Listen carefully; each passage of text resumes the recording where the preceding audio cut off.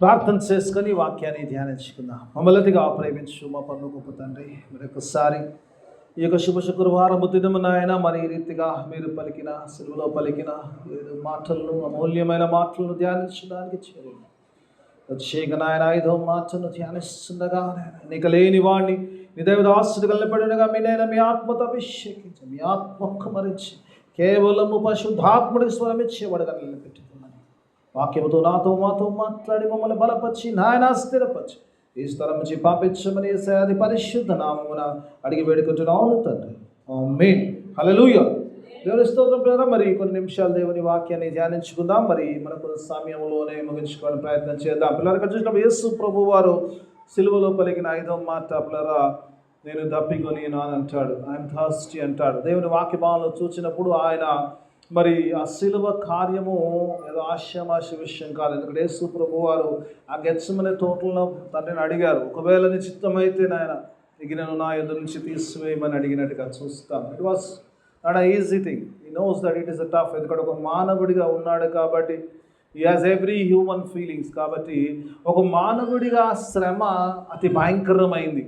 కొన్నిసార్లు నిజంగా అనిపిస్తుంది. చాలామంది కొందరికి హార్ట్ అటాక్ కూడా వచ్చింది ప్యాషన్ ఆఫ్ క్రైస్ట్ మూవీ చూసినప్పుడు. ఎందుకంటే అలా చిత్రీకరించారు. నిజంగా కొన్నిసార్లు అనిపిస్తుంది దేవుని వాక్య భావంలో నిజంగా అంత శ్రమ అనిపిస్తున్న ప్రభువు నిజంగా చూసినప్పుడు ఆ యొక్క పరిస్థితులను బట్టి కూడా దాహము కలిగింది. ఫిజికల్ థర్స్ట్గా ఉండొచ్చు. దేవుని వాక్యము there are 2 things of thirst. Yesu ప్రభు చూసినట్టు ఒకటి పిల్లరా శారీరకమైన దాహం అక్కడ కనపడుతున్నట్టుగా చూస్తాం. దేవుని వాక్య భావంలో మరి ఆ ఎండవేదిలో ఆ ఉన్న కండిషన్స్లో ప్రభువు మరి దప్పికొనినట్టుగా చూస్తాం. అంతేకాకుండా మరి దేవుని వాక్యమాలలో చూసినప్పుడు ఆ సమయంలో the heat of the day కాకుండా కూడా అంతేకాకుండా లాస్ ఆఫ్ ది బ్లడ్. ఆయన శరీరం అప్పటికే మరి ఆ బిడ్డ చక్కగా చెప్పింది ఏంటంటే నాగలితో దున్నినట్టుగా ఉందన్న తన వీపు. నిజంగా ఆ రక్తం అంతా పోతున్నది కాబట్టి ఆ యొక్క రక్తము వెళ్ళిపోయిన పరిస్థితి, ఆ బలహీన పరిస్థితుల్లో దప్పికొని ఉంచాడు. ఎంతో గొప్ప వేదనతో ఆ యొక్క కార్యము సిలువ కార్యము చేస్తున్న సిలువ మీద ఉన్నప్పుడు ప్రభు పలికిన మాట నేను దప్పికొని అంటాడు. దేవుని వాక్యమాలకు వచ్చినప్పుడు నిజంగా ఇది ఒక శారీరకమైన ఆత్మీయమైందా అని ఒకసారి కనుక మనం ఆలోచిస్తే కనుక దేవుని వాక్యమాలను చూస్తే యేసు ప్రభు వారి ఏ మాట కూడా లేఖనాలకు మరి అక్షరంగా లేఖనాలు ఎలా చెప్పబడింది అన్నట్టు. ఇక్కడ చూసినప్పుడు ఈ వాక్య భావంలో చూసిన 19లో ఆయన మరి దప్పికొని అన్నప్పుడు ఆయనకు ఒక చిరక దింపబడినదని చదివిస్తాం. ద వెనిగర్ ఇచ్చినట్టుగా చూస్తాం. చిరక తీసి ప్రభువుకు అందించినట్టుగా చూస్తాం. మరి దేవుని యొక్క వాక్య భావంలో చూసినప్పుడు ఇక్కడ ప్రభు యొక్క మాటలు it has to fulfil the scriptures. Every word, ప్రతి మాట పలికినప్పుడు ఒకవేళ ఈ 7 మాటలు కనుక ఆ స్క్రిప్చరల్ ఫుల్ఫిల్మెంట్ లేకపోతే ఆయన మెస్సేగా ప్రూవ్ కాడు. కాబట్టి ఆయన మెస్సేగా రుజువుపరచడానికి ప్రతిగా మౌనం కూడా ధ్యానించాం కదా. ఏ పాట మీద ధ్యానించాం? ఆదివారం రోజు ఏమంటున్నప్పుడు ఇదిగోని ఒక రాజు దీనుడై గాడిద పిల్లలెక్కి వస్తున్నాడు. కింగ్ కమింగ్ అనే డాంకీ. ఏ రీతిగా మరి మరి ఆ మాటలు ధ్యానించిన మనం అందులోకి నేను వెళ్ళిన సమయం లేదు కాబట్టి ఇక్కడ చూసినప్పుడు ఒకసారి మరి కీర్తనల గ్రంథము 69వ కీర్తన 21వ వచనాన్ని చూద్దాం. యేసు ప్రభు వారి లేఖనంలో చూసినప్పుడు అక్కడ మాట it is the fulfilment the scriptures చూద్దాం. ఒక దేవుని యొక్క లేఖనాలు ఏ మాటలైతే ప్రభు రాయించాడో ఆ మాటలు ఒకసారి 69వ అధ్యాయము 21వ వచనం చదివి సహాయం చేయండి. వారు చేతులు నాకు ఆహారముగా పెట్టిరి, నాకు దప్పి అయినప్పుడు చిరకనిచ్చారంట. ఇక్కడ చూసినప్పుడు కీర్తనకారుడు రాస్తున్నాడు. కీర్తనకారుడు సిలువను గురించి రాస్తున్నాడు. ఆ సిలువను గురించి రాస్తున్నప్పుడు దేవుని వాక్యమాల చూసినప్పుడు ఆ సిలువను గురించి ఆయన ఆత్మలో చూస్తున్నాడు. ప్రభువు చేయబోయే కార్యము తండ్రి అయిన దేవుడు ముందే రాయించినట్టుగా చూస్తాం. ఆయన దప్పికొనినప్పుడు ఆయనకు చిరకానిస్తున్న సంగతి ఆల్రెడీ కీర్తనల గ్రంథంలోనే రాయబడినట్టుగా చూస్తాం. మరి it is something to do with the scriptures. ప్రతి లేఖనము యేసు ప్రభువు భూమి ఉన్నప్పుడు ఆయన అడిగారట, నువ్వు లేఖనాలను పట్టించుకోండి. ప్రభు అన్నాడంట, లేఖనాల్లో ఒక సున్నాయను ఒక పొల్లను కొట్టివేయడం రాలే కానీ అక్షరాల దాన్ని నెరవేర్చలేదు. He came to fulfil the scriptures. దేవుని వాక్యం చూసినప్పుడు ఆయన ఏదో కొట్టివేయడం రాలేదు కానీ ఈజ్ ది స్క్రిప్చర్. ఎందుకంటే ఆయన ఇచ్చిన వాక్యం కాబట్టి ఆ వాక్యాలని నెరవేర్చాలని ఒక ఉద్దేశంతోనే ఆయన వచ్చాడు భూమి మీదకి. అందుకే చూసినప్పుడు ఆయన ప్రతి మాట కూడా లేఖనాలు కోట్ చేస్తారు. చాలా విషయాలు ఈవెన్ సాతాను శోధించినప్పుడు కూడా లేఖనాలను కోట్ చేసినట్టుగా చూస్తాం. దేవుని వాక్య భావంలో చూసినప్పుడు అందులోకి పోని సమయం లేదు కాబట్టి దేవుని వాక్య భావం ఇక్కడ చూసినప్పుడు యేసు ప్రభువుని గురించి చూసినప్పుడు యేసు ప్రభు శిలువ కార్యముని గురించి కూడా ఓ చక్కని పిల్లల లేఖనము రాయబట్టుగా నేను రెఫరెన్స్లు ఇవ్వని తర్వాత మీరు రాసుకోవచ్చు. చూసినప్పుడు ఇక్కడ చూసినప్పుడు దేవుని వాక్య భావంలో యోహాను సువార్తల 18వ అధ్యాయంలో కీపా అనే వ్యక్తి పిల్లల చూసినప్పుడు ప్రధాన యాజకుడిగా ఉన్నాడు. ఆ వ్యక్తి అంటాడు ప్రభువుని గురించి, it's good that one man should die for all the people అంటాడు. ఒక వ్యక్తి యొక్క మరణము అనేకుల యొక్క మరణమును తొలగిస్తుంది కాబట్టి నేషన్ కొరకు ప్రజల కొరకు ఒక వ్యక్తి చనిపోవడము మంచిదని రాసినట్టుగా చూస్తాం. ఎవ్రీథింగ్ నిజంగా ఎందుకు ఈ లేఖనాల గురించి కోట్ చేస్తున్నట్టే ఎవ్రీథింగ్ చేసినప్పుడు ఇక్కడ వాక్యభావంలో చూసినప్పుడు ఎవ్రీథింగ్ ఈజ్ ఆల్రెడీ డిసైడెడ్. ప్రభు యొక్క శిలువ కార్యం ఆయన జనన మరణ పునరుద్ధానాలన్నీ కూడా తండ్రి ఏ రీతిగా అయితే నిర్ణయించాడో వాటి ప్రకారమే పోతుంది. చాలాసార్లు అనుకున్నాగా కొన్నిసార్లు అనిపిస్తాయి. ఇప్పుడు ఎవ్రీథింగ్ నిజంగా ఒక డైరెక్టర్ ఎట్లా మూవీ తీస్తాడో దీని తర్వాత ఇది కావాలనుకుంటున్నాడో every scene has been directed by our God. Hallelujah. మన తండ్రి దేవుడు ఆల్రెడీ యేసు ప్రభు వారిని భూమి మీదకి పంపిస్తున్నప్పుడు ఆయన ప్రతిదీ కూడా ప్లాన్ చేశాడు. ఎలా రావాలి అన్నాడు. ఒక పరిశుద్ధుడు రావాలి. ఎలా రావాలంటే ఒక కన్యను ఏర్పరచుకోవాలి. ఆ కన్య ద్వారా రావాలి. ఒక పురుషుని వల్ల కాదు కానీ దేవుని పరిశుద్ధాత్మ వల్ల భూమికి రావాలి. కాబట్టి ఈ చూస్ దట్ వే. అలాగే నేను చూడబడ ఎందుకంటే ఒక పాపం మనం ధ్యానించాం. ఎందుకంటే ఈజ్ అవర్ కిన్స్ రిడీమర్. ఆయన శరీరము ధరించుకుంటే కానీ ఆయన శరీరంలో ఉన్న మనకు మరి దగ్గర బంధువు కాడు. ఆయన విమోచన చేయలేడు కాబట్టి ఆ విమోచన క్రయము చేయడానికి ఆయన శరీరము ధరించుకోవాలి.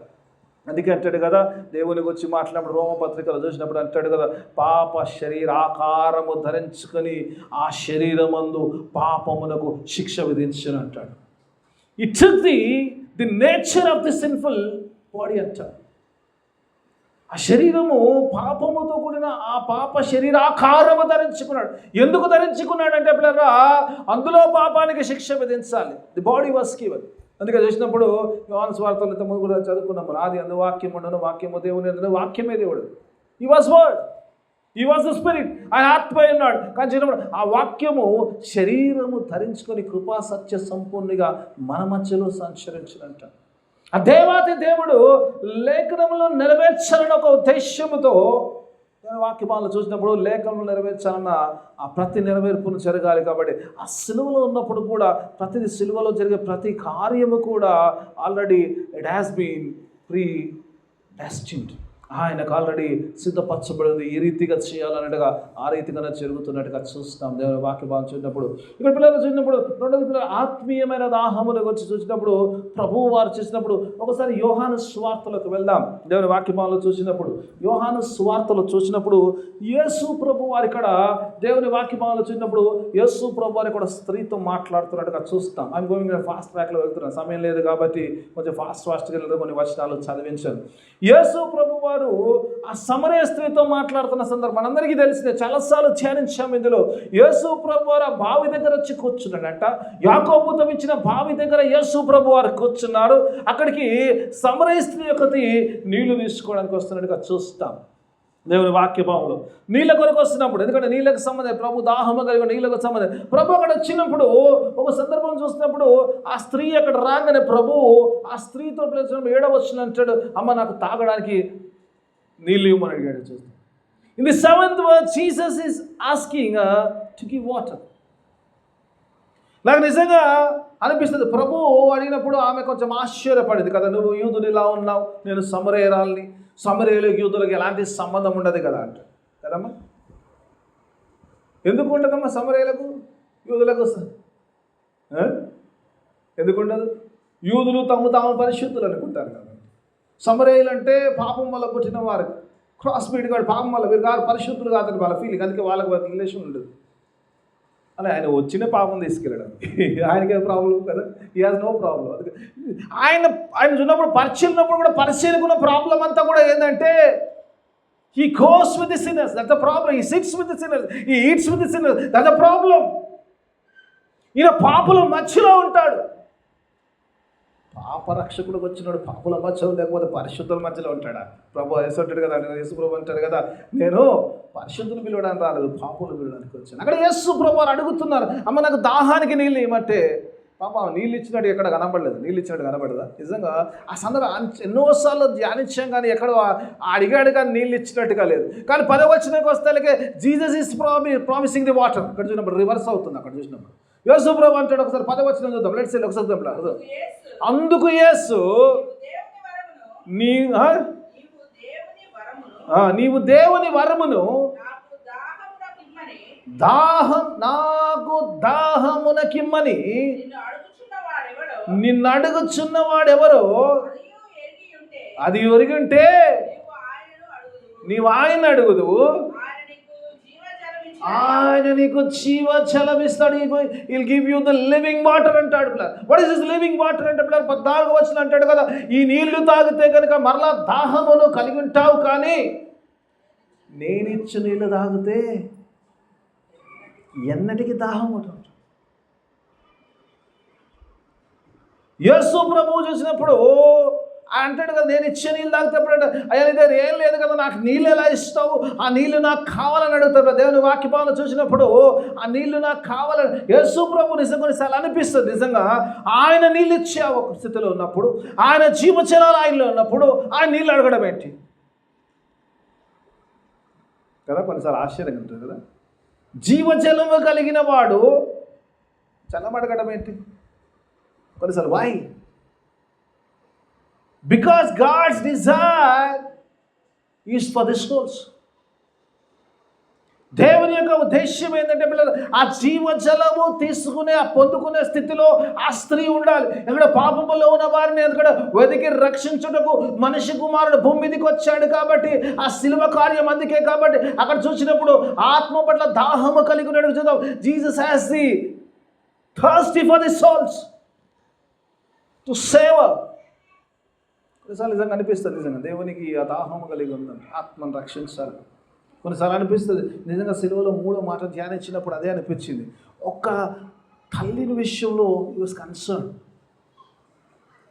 యేసు ప్రభు ఒక్కరున్నారు కదా అని బోధించడం మానలేదమ్మా. కొన్నిసార్లు అనిపిస్తుంది ఈ వాస్ ప్రీచింగ్. మా పాస్టర్లకు ఎట్లంటే గుంపు కనబడితే మైక్ బాగా వస్తుంది, ఎక్కువసేపు చెప్తుంది, మాకు అలవాటు. మంచిగా అనిపిస్తుంది. గుంపు పడితే వాక్యం మాట పడి పెరుగుద్ది. ఎందుకంటే ఆది కాలం దాకా ప్రకటన దాకా ఉంటుంది కదా, ఏదైనా చెప్పవచ్చు. వి లవ్ అంటే పోయేటప్పుడు అరే బాయ్ గారు బాగా చెప్పిండు అని ఆయన ఫీలింగ్ రావాలి. కానీ యేసు ప్రభు వచ్చాడు, ఆయన ఉద్దేశం ఏంటంటే ప్రతి ఆత్మ కూడా, ప్రతి సోల్ కూడా రక్షింపబడ, ప్రతి సోల్ కూడా జలంతో నింపబడి ఉండాలి. Every soul should have that living waters. That is problem. దాహము లేని స్థితిలో ఉండాలి. ఎప్పుడు ఉంటుందంటే when we have God in us. దేవుని కలిగి ఉండడం. ఇక్కడ చూసినప్పుడు అదే అంటుంటారు. యేసు ప్రభు వారు దాహము వచ్చినప్పుడు ఆ స్త్రీనికి వచ్చి మాట్లాడుతున్నప్పుడు అక్కడ చూసినప్పుడు ఆ సందర్భంలో చూసినప్పుడు ఆ స్త్రీకి అంటున్న మాట ఏంటంటారా, ఒకటే రీజన్ ఏంటంటే I want to keep you the water. ఆ సందర్భంలో స్టోరీలో పోవాలంటే చాలా పెద్దగా అవుతుంది. నేను ఒక మాట చెప్తాను కదమ్మా. ఇక్కడ ఒక వండర్ఫుల్ సీన్ జరుగుతుంది. అక్కడ నీళ్ళు అడిగిన ఆయనకు నీళ్ళు ఇవ్వలేదు, ఈయన నీళ్ళు ఇస్తాను. పోనీ ఆమె అడిగింది ఆయనకి ఇచ్చిందంటే ఆయన కూడా ఇవ్వలేదు. ఇచ్చిందా? ఇచ్చిందా అంటే ఇవ్వలేదు. యేసుప్రభు ఇచ్చిన నీళ్ళు ఇవ్వలేదు. ఏమంటాడు, పోనీ భర్తను తీసుకురా అన్నట్టు కదమ్మా. కొన్నిసార్లు అనిపిస్తుంది అంటే వై గాడ్ అంటే పిల్లరా టు రిసీవ్ ది వాటర్. ఈరోజు లివింగ్ వాటర్ కావాలి, మనందరికీ కూడా జీవజలాలు కావాలనే దేవుని సన్నిధిలో ఉన్నాం. ఆత్మనే జీవజలము కావాలని కూర్చున్నప్పుడు we have to be right with the God. ఎలా పడితే అలా జీవించి నాకు కావాలంటే కుదరదు. అందుకే అంటాడు కదా, ఏమంటాడు, నువ్వు వెళ్ళి నీ భర్తను తీసుకురా అంటాడు. అయ్యా నా భర్త కాదయ్యా, నాకు 5గురు ఉన్నారు, ఉన్నోడు 6వోడు, వాడు కూడా భర్త కాదు అంటాడు. అంటే ఈ స్టోరీ భర్త భార్యల గురించి చెప్పాడు. God says, if you want to have the living waters, you have to come in to that commitment. ఆ నిబంధనలోకి రావాలి. భర్తతో చేసుకున్న నిబంధనలోకి. దేవుని యొక్క ఈ సంఘం ఈరోజు ఆ పరిశుద్ధ సంఘం గురించి మాట్లాడుతున్నమాట. You have to come in to that commitment. Yesu రక్తము ద్వారా నూతన నిబంధనలోకి నువ్వు వచ్చినప్పుడే ఆ జీవజల నదులు నువ్వు పొందుకోగలుగుతావు. కాబట్టి నీ దాహము తీర్చబడాలి. నీకు దాహము లేని స్థితిలో ఆత్మీయ జీవితంలో ఉండాలంటే you have to correct your self. ఎలా పడితే అలా జీవించేసి ప్రభు జీవజల నదులు కావాలంటే రాదు. This is the spiritual thirst of the God.